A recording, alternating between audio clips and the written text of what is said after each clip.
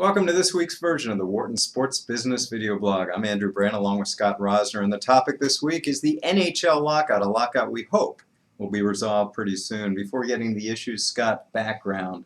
I covered more than any sane person should the NFL lockout, the NBA lockout. Seem to be the same issues, wanting a reset, Gary Bettman wanting to change the way things operate. But in the past, as you've talked about, this was more of a fundamental issue for the NHL. Now it seems to be more about small market, big market, all kinds of issues beyond the fundamental nature of the sport. What's changed since the 2005 agreement, since the 2004 lockout? Why are we in this position again? So, great question. And I think what it comes down to is that what we're fighting over now is points. Every percentage point that they're apart represents roughly $33 million in revenue based on the $3.3 billion that the league generated in revenue last year.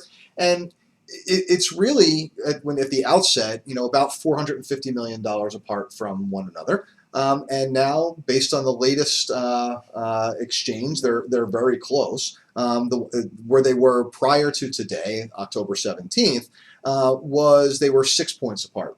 And 6 points, okay, that's about $200 million per year Yeah. over the lifetime of the deal, which if you figure the deal's 5-6 years, you're looking at an excess of $1 billion.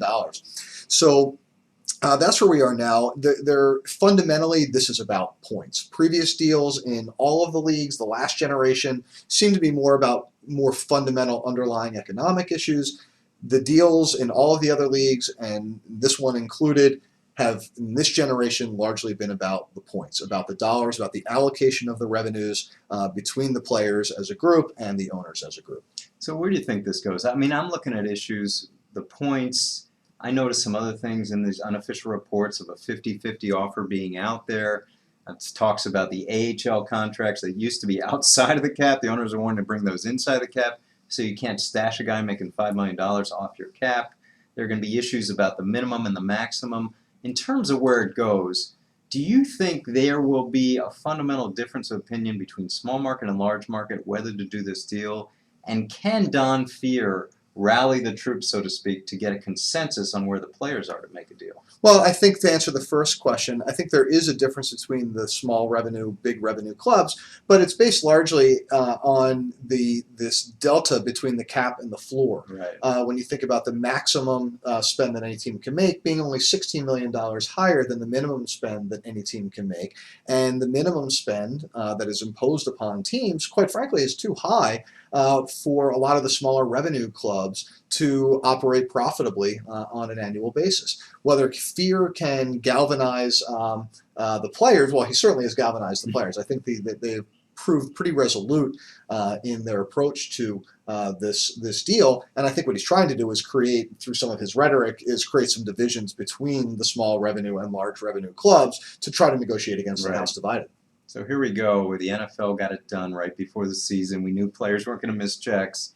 The NBA, it seemed to be their dividing point, their reckoning point was about a month before the national TV revenue kicked in. Christmas was the big day last year. So the NBA deal got done around Thanksgiving. They get their Christmas activation point. We've said the activation point for hockey is probably the Winter Classic. New Year's Day, not only TV, but sponsors, which points towards a late November deal. Now we have this unofficial report of a 50-50 offer. Gary Bettman says we'll get it done. We'll start October 26th as long as we get 82 games in. And of course, there's a groundswell of support.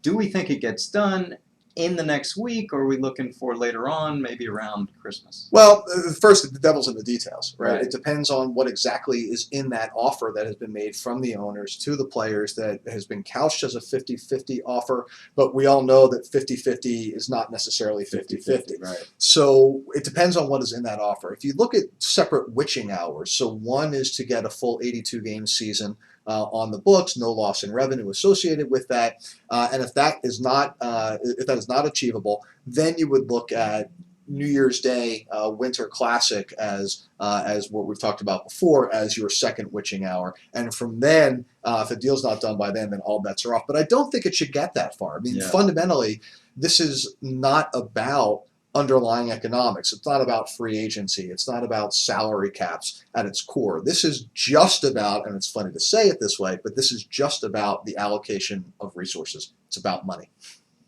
2011 saw the NFL, the NBA, and Major League Baseball, Don Fear's old union, get a deal done. We think a deal will get done in the NHL either next week or maybe around Thanksgiving, 1st of December, to activate for the Winter Classic.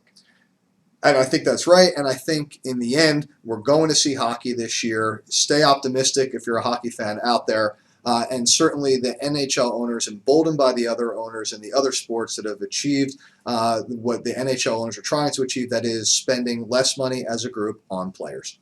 Labor peace, not only NHL, but all sports if we get this deal done. For the Wharton Sports Business video blog, I'm Andrew Brandt with Scott Rosner. It's October 17th. Have a great week.